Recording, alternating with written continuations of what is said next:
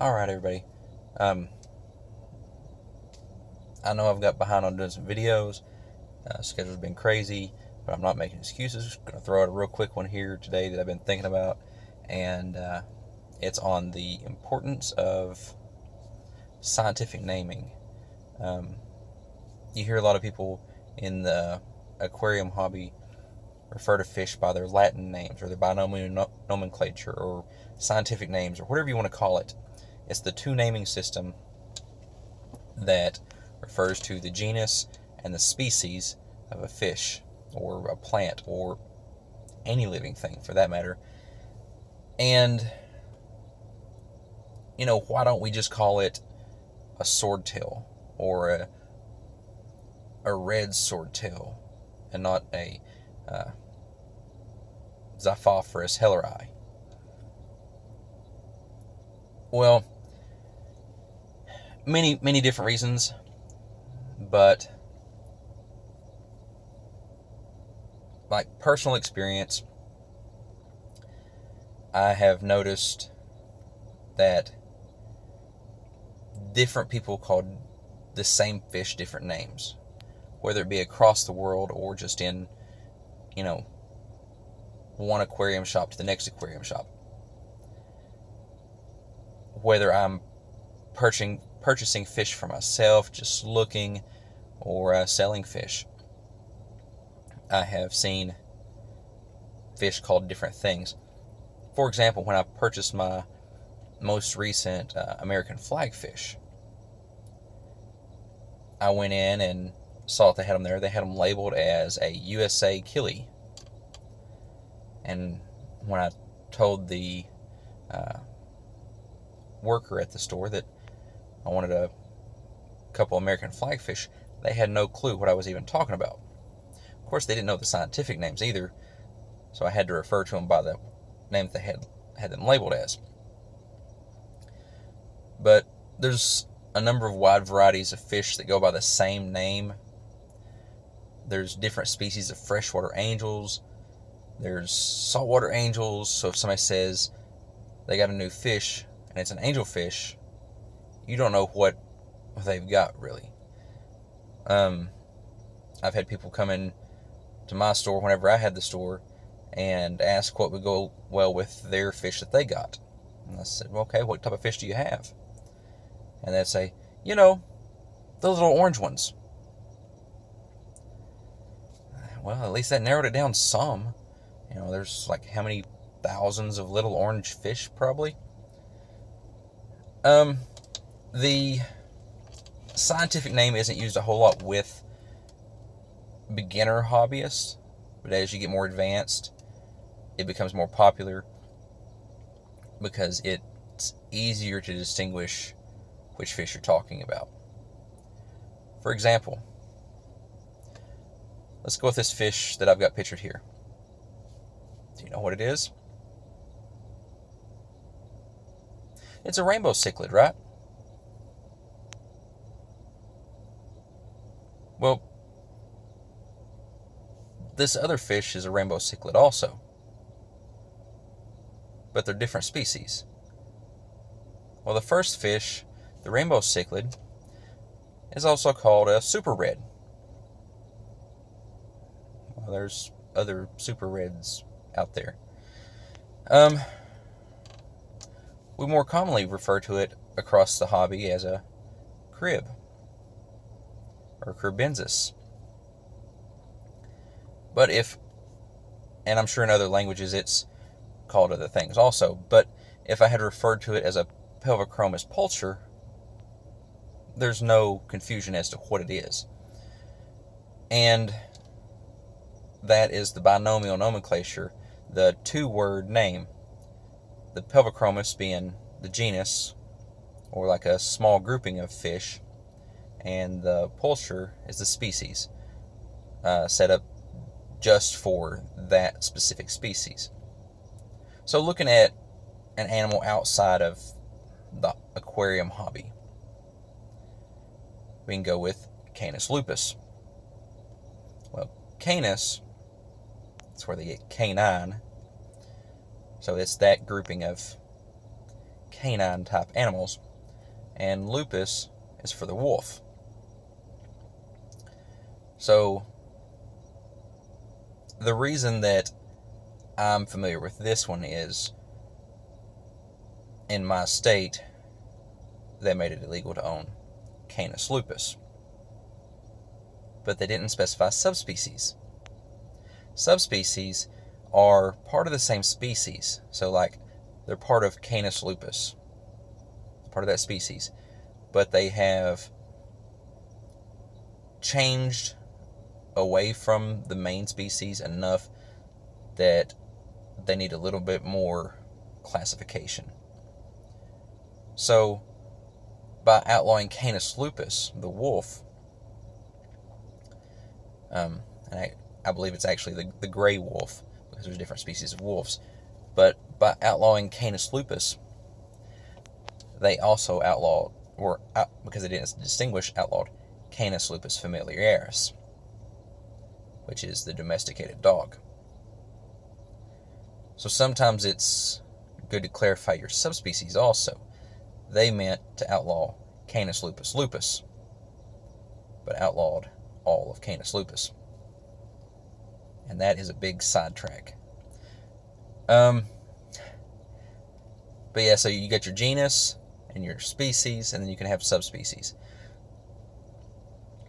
And your genus, so like with the swordtails, Xiphophorus, you have different species.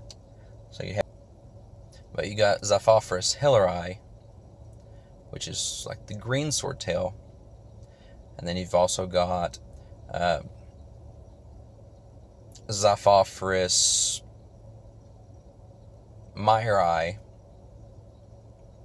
which would be like the marbled swordtail. Different types of swordtails, but both still swordtails in the hobby. They are part of the same genus as, say, platies, which are also Xiphophorus. And I think there's like Xiphophorus variatus. And I'm probably saying all these wrong because I'm not very fluent in Latin. But so the platies and the swordtails are really closely related, being that they're part of the same genus. And a lot of times animals in the same genus can crossbreed. And not every time that two different species crossbreed are they fertile or sterile or what. It just depends. Like, for example, Xiphophorus hilleri, the green swordtail, is basically the basis of all the swordtail, the majority of the swordtails in the aquarium hobby. They took the green swordtail and mixed it with Xiphophorus platy, or a platy that's still part of the Xiphophorus family or genus. See how it can get a little confusing with the names. So they took a colored platy and mixed it with a green swordtail, and you got a colored swordtail. So the majority of the colored swordtails we have out there are at some point a mixed breed between a platy and a swordtail.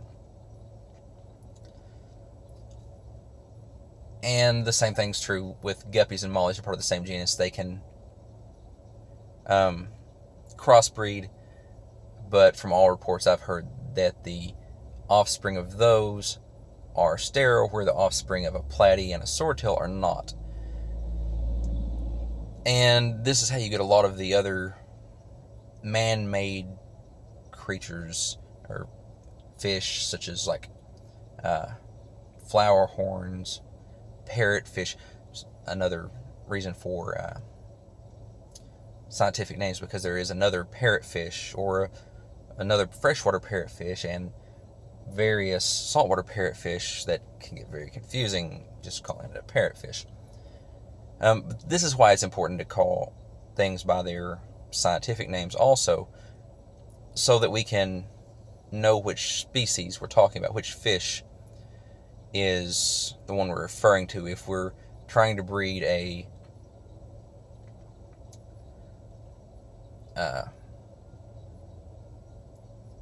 Crebensis and call it a rainbow cichlid, which is one of the common names for it, and we pick up a different species, also referred to as a rainbow cichlid, then the offspring won't be what we were hoping for.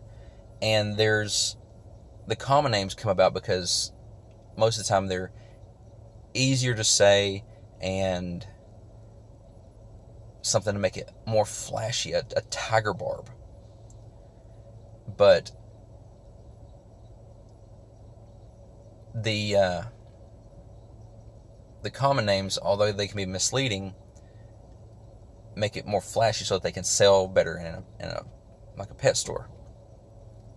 Whereas if they put, instead of red swordtail up there, they put Xiphophorus helleri, which that would really be a Xiphophorus helleri cross. But anyways, if they put the scientific name up there, it wouldn't be as popular to sell, more than likely, because they don't have the flashy names. Like Green Terror gets attention and sells more than if they just threw the scientific name up there. But yeah, just a real quick video of the importance of learning the scientific names and using them when you can, just to help distinguish which species we are actually talking about. The species itself, the species name, so like helleri, can be used with different genus, and the genus can be used with different species, but the two put together will always mean the same animal. So you will have Xiphophorus with different species, and helleri could be with different genus, but Xiphophorus helleri will always be the green swordtail. And I say always, but they do change it sometimes, change the names, because a lot of the naming is based on what we know about the animal, the fish's ancestry, as far as like evolution and stuff.